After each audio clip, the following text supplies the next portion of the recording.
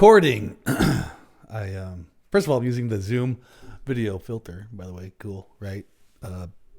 I did a last video. I talked about almost getting killed by a bull when I was a kid, and I said was almost killed a couple of times, and everyone's like, "Well, what was the other time?" And the other time was when I first met the bull. My grandfather used to go to the auctions on Wednesday nights. Every Wednesday during the day and night, they had cattle auctions and livestock auctions where we grew up.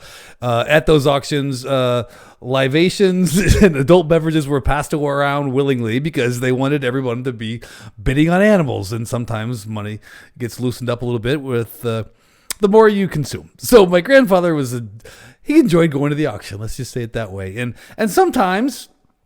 So you would go to the auction on Wednesday, and Thursday morning they would deliver whatever you bought on Wednesday. And sometimes on Thursday morning, no one would tell me what was being delivered. And one time there was this semi-tractor trailer with a cattle trailer on the back, and was pulling into the farm, and I could hear this banging and banging and banging. And the guy backed up to the cattle chute and comes out of the truck. He's like, I don't know what's in there, but it's been banging since I picked it up at the auction earlier this morning. So we were like, what do you mean you don't know what's in there?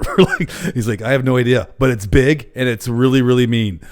So I said, okay. Now I'm like 16 years old. I'm like, okay, let it out and see what happens. So he opens the gate and out comes this bull. Say bull, by the way. Out comes this bull, runs down the chute, turns around. I swear there was smoke coming out of his nose and his eyes were red. He looks at me and the driver and we're like freaking out. Thankfully, there's a big gate in front of us. The bull goes under the gate, puts his head under the gate, lifts it, cracks all the pylons of the gates that were across, the wooden gates that were across, and then just runs away. And the guy and I were like, what do we do now? And he's like, I don't know what you're doing, but I'm getting the heck out of here.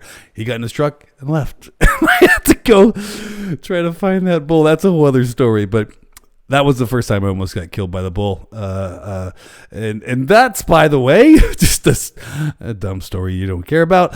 But what you do care about is one of the things that we did today. I'm going to say Zoom and Teresa did today was release a cool blog, right? And this blog, by the way, is all about our chat product and best practices of using chat in your organization. Did you even know Zoom had a chat product? Zoom is known for meetings. Zoom is known for webinars. Zoom is known for phone and Zoom rooms and digital signage. But now Zoom is being known for collaboration and chat within that collaboration story. Teresa went and her team went and wrote a beautiful blog. Gosh, I could keep moving it over here. Beautiful blog on best practices using Zoom chat, and I'll post it in the video as well. But here's a few of the things that you really, really need to follow when using chat for your collaboration utility.